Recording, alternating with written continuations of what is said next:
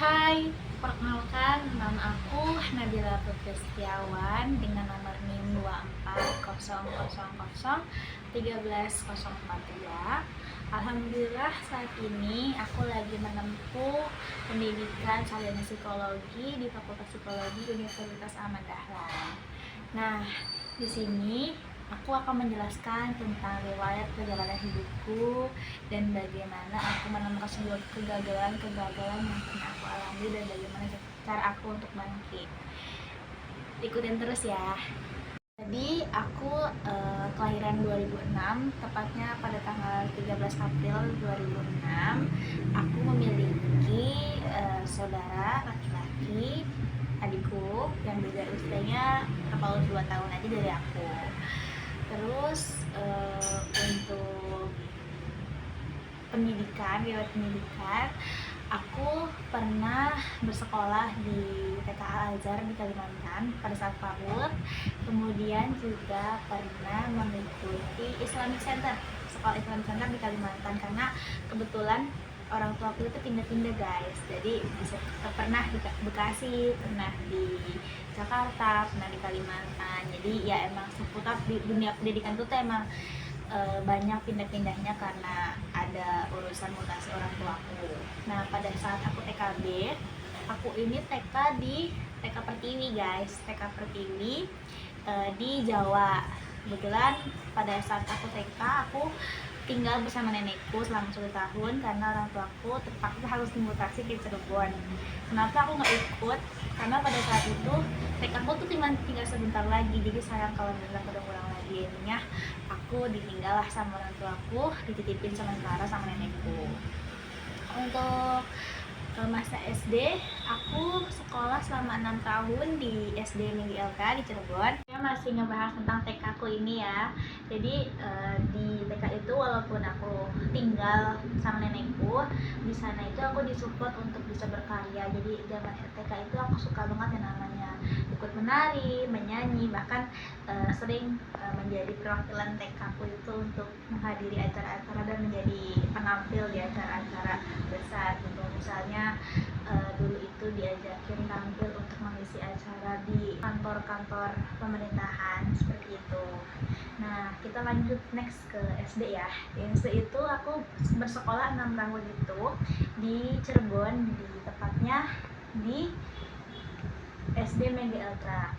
Awalnya itu aku sempat hampir gak diterima guys pada saat SD karena aku lahiran 2006. Nah, dulu itu 2006 tuh ulang tahunku tuh kurang 3 bulan, jadi usiaku tuh kemudaan. Sampai ini kan jadi dari sekolah yang akhirnya bisa deh kita masuk ke SD, walaupun ya agak sedikit rumit karena yaitu umurku tuh kurang gitu.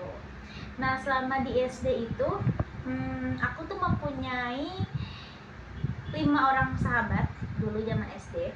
Yang pertama itu namanya itu ada Ozi, ada Afan, ada Olin, ada Lala, sama satu lagi itu ada Raka. Nah, hubungan kita itu sangat-sangat dekat, bahkan yang paling aku ingat itu ketika setiap istirahat itu kita bakal kayak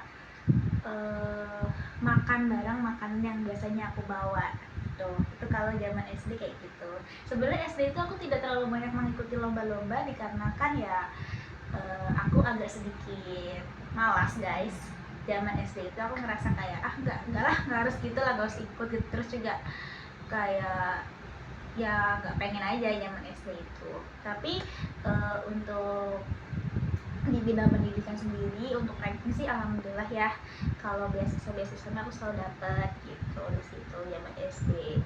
Terus zaman SD itu biasanya setiap pulang sekolah itu hal yang pertama aku lakukan adalah les. Itu hampir dari setiap Senin sampai hari Jumat gitu. Untuk SMP, aku itu bersekolah di SMP 11 Kota Cirebon. Nah, di situ aku mulai menggali nih potensi-potensi yang aku alami itu apa aja gitu kan.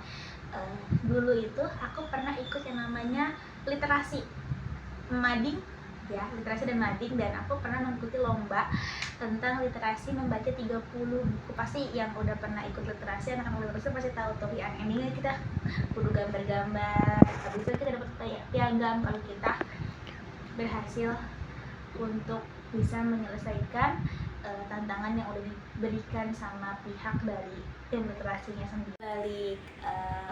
Balik kesenangan aku ketika bisa menjuarai literasi membaca 30 bacaan buku itu, ada yang membuat aku itu merasa duniaku tuh runtuh ketika yang biasanya sosok aku tuh nggak pernah, yang seperti aku bilang tadi, aku zaman SD itu nggak pernah, ibaratnya nggak ada ranking. Tapi entah kenapa gitu zaman SMP itu, walaupun aku misalnya bisa mendapatkan misalnya di literasi itu baik, cuman ada satu masa dimana aku merasa gagal karena aku itu pernah mendapatkan ranking 28. Hal yang membuat aku bisa mendapatkan ranking 28 sebenarnya aku kurang tahu pasti gitu. Cuman memang pada saat SMP itu lingkungan pertemanan dan lingkungan guru-guru itu memang tidak sesuportif itu, bahkan bila dikatakan toksik, karena banyak hal-hal yang mungkin gak bisa aku ceritain, cuman itu adalah masa-masa terburuk aku gitu. Endingnya pada saat mendapatkan ranking 28 itu ya aku ngerasa sedih kan, tapi kan aku harus berupaya gimana nih caranya supaya aku bisa bangkit.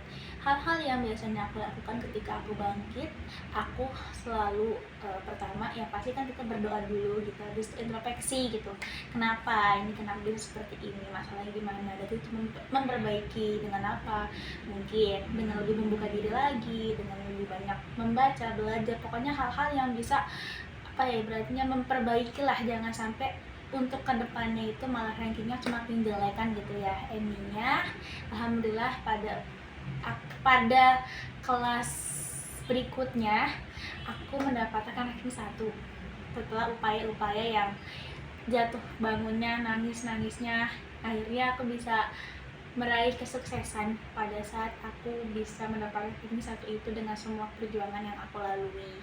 Alhamdulillah pada zaman SMA aku dulu itu ikut OSIS selama kurang lebih 2 tahun. Di situ aku mencalonkan diri menjadi ketua MPK, dan alhamdulillah berkat kepercayaan teman-teman pada saat itu aku dipilih lah oleh mereka untuk menjadi tangan kanan lah, jembatan untuk bisa menjadi seorang ketua MPK seperti itu ya. Walaupun dibalik kata ketua MPK itu banyak sekali pasti lika-liku ya kita alami, cuman aku bersyukur dengan adanya kejadian-kejadian yang pernah aku alami, aku jadi belajar bahwasannya ketika kita hidup, kita nggak mungkin selamanya bakal senang terus, tapi pasti ada susahnya. Tapi bukan berarti ketika kita susah kita nggak mungkin bahagia, pasti ada senangnya. Jadi hidup itu mengalir bagaimana kita mencari hikmah terbaik dan juga selalu memperbaiki diri gitu. Dan